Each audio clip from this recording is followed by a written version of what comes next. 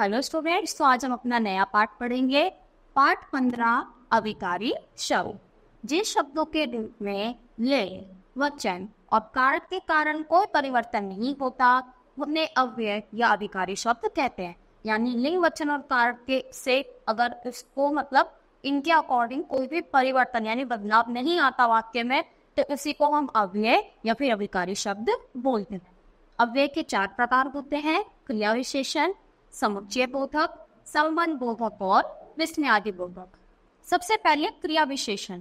खरगोश तेज दौड़ता है, मदन अभी अभी आया है, यही ठहरो, वह अधिक बोलती है। तो जो भी ये सारे शब्द ही क्या कर रहे हैं, ये क्रिया की विशेषता बता रहे हैं। और क्रिया क्या होती है? क्रिया होती है जब भी हम कोई काम करते हैं, जैसे हम क्या करते हैं, खा रहे हैं, हंस रहे हैं, नाच रहे हैं, यहाँ तक कि सोना भी क्या है, क्रिया है। तो जो क्रिया की विशेषता बता दे वो क्या हो जाएंगे, क्रिया विशेषण। तो क्रिया की विशेषता बताने वाले पद क्या कहलाते हैं, क्रिया विशेषण। क्रिया विशेषण के भी 4 भेद होते हैं: रीतिवाचक, कालवाचक, स्थानवाचक और परिमाणवाचक। सबसे पहले रीतिवाचक। तो जिन शब्दों से क्रिया के संपन्न होने की रीति या ढंग का बोध होता है उन्हें हम रीतिवाचक क्रिया विशेषण कहते हैं। यानी जो ये पता चलो वो उनका ढंग यानी तरीका क्या है।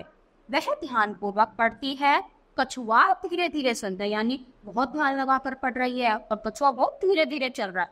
तो जो क्या करे, उसके होने का ढंग बताए, यानी कोई काम किस तरह से हो रहा है, उसी को हम रीतिवाचक बोलते हैं।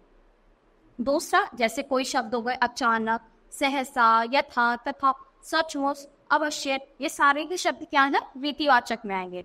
फिर दूसरा स्थानवाचक। स्थानवाचक क्या हो गया, जब स्थान को बता दे, यानी चौकीदार बाहर खड़ा है, बाहर घूम रहा है, कहाँ घूम रहा है, बाहर।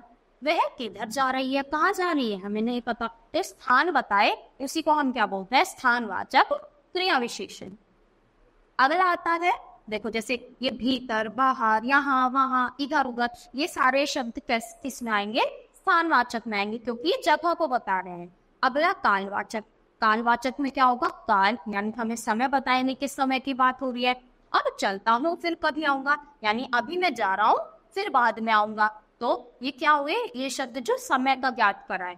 गुजरात में कल भूकंप आया था, कब भूकंप आया था, कल, यानी हमें समय बता रहे हैं। तो जैसे देखो और शब्द हो गए, जब, तब, तत्काल, निरंतर, शीघ्र, बाद, पहले, ये सारे ही शब्द किसमें आएंगे, कालवाचक में।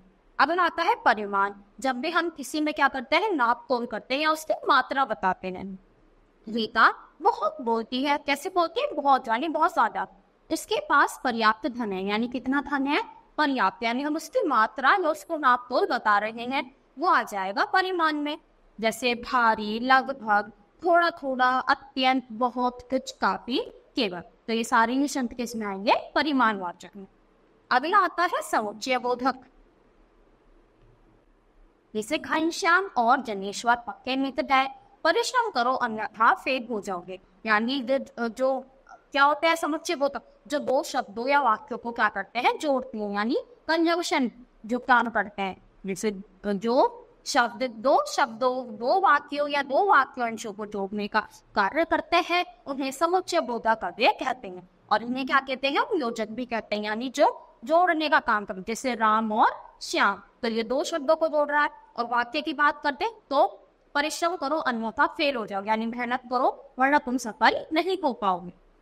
अब देखो जैसे संयोजक, तो संयोजक में क्या होगा, और, तथा, एवं। विभाजक में या, चाहे, अन्यथा। विरोध सूचक, यानी जब हम किसी का विरोध करेंगे तो किंतु, परंतु, मगर, लेकिन आदि। परिमाण, परिमाण में यानी जैसे इसलिए, अतः, अतः। कारण सूचक, जब हम किसी का कारण देंगे तो क्योंकि, चूंकि, ताकि, मैं इसलिए नहीं आया क्योंकि मैं बीमार था, तो ऐसे जब हम कारण बताते हैं। संकेत सूचक, जब हम किसी को क्या करेंगे, संकेत करेंगे, यदि, तो, यद्यपि, यानी अगर ऐसा नहीं होगा तो ऐसा हो जाएगा। उद्देश्य सूचक, यानी हम किसी को उद्देश्य देते हैं, ताकि, कि, जिससे। स्वरूप सूचक, अर्थात, मानो, जैसे, यानी हम क्या कर रहे हैं, उसको बता रहे हैं कि इसका ये होगा। फिर अगला संबंध बोधक। गीता कमरे में बैठी है, तुम्हारे बिना मैं वहां क्या करूंगी, कुत्ता द्वार पर खड़ा है, वह दीवार के पीछे छिपा है। तो ये क्या कर रहे हैं, संबंध बता रहे हैं। ये शब्द बाकी दो चीजों का संबंध बता रहे हैं। तो जो अभिकारी शब्द संज्ञा या सर्वनाम का वाक्य के दूसरे शब्दों के साथ संबंध स्थापित करते हैं उन्हें संबंध बोधक अव्यय कहा जाता है, जैसे मैं, पर, के, बिना, का आदि। फिर इसके भी कुछ भेद हैं, वैसे समानतावाचक में के अनुसार, उसके समान, तुल्य, की भांति, कारण तो के कारण, के मार यानी उसके कारण, ये भी हुआ। सहचार्यवाचक के साथ, के सहित, विरोध जब हम किसी के खिलाफ बोलते हैं तो के विरोध, के खिलाफ, के विपरीत, स्थान यानी जगह, के पीछे, के आगे, के ऊपर, कालवाचक यानी समय, तो से पहले, के बाद या के पहले, के पश्चात, दिशावाचक जब हम दिशा बताएंगे, डायरेक्शन बताएंगे, पास, समीप, सामने। फिर साधनवाचक यानी क्या साधन है, किसने ये कार्य किया गया है, तो के द्वारा, के सहारे, के निमित्त आदि। तो ये सारे किसके थे, ये थे संबंध बोधक अव्यय के प्रकार। अगला आता है विस्मयादि बोधक। तो शाबाश, तुमने मेरा सिर गर्व से ऊंचा कर दिया। छी, कितनी गंदगी है। अरे आप आ गए। आहा, कितना सुंदर नजारा है। तो ये सारे शब्द क्या हुए, विस्मयादि, यानी जो क्या करे, मन के भाव को प्रकट कर रहे हैं, यानी जो हमारे मन के भाव प्रकट करे उन्हीं को हम क्या बोलते हैं, विस्मयादि। तो इसकी डेफिनेशन क्या हुई, आश्चर्य, हर्ष, शोक, विस्मय, ग्लानि, लज्जा आदि भावों को प्रकट करने वाले अव्यय शब्द विस्मयादि बोधक अव्यय कहलाते हैं। जैसे देखो, भय सूचक यानी हमें डर लग रहा है तो हम कैसे शब्दों का प्रयोग करेंगे, ओहो, बाप रे, हाय। क्रोध जब हम गुस्सा आ जाए, हट, धट, चुप। शोक सूचक जब हमें क्या हो जाए, शोक हो जाए, आहा, इट्स, हाय। घृणा, हमें किसी चीज से घृणा आ रही है यानी हमें अच्छी नहीं लगी, तो छी, देख, भट। विस्मय सूचक में ए, ओहो, अरे। हर्ष सूचक जब हम बहुत ज्यादा खुश हो जाते हैं, आहा, वाह वाह, शाबाश। संबोधन सूचक अरे, अरे, ओ। फिर चेतावनी, अगर हमें किसी को चेतावनी देनी है, खबरदार, होशियार। आशीर्वाद सूचक जब हम किसी को आशीर्वाद देते हैं, खुश रहो, दीर्घायु हो, जीते रहो।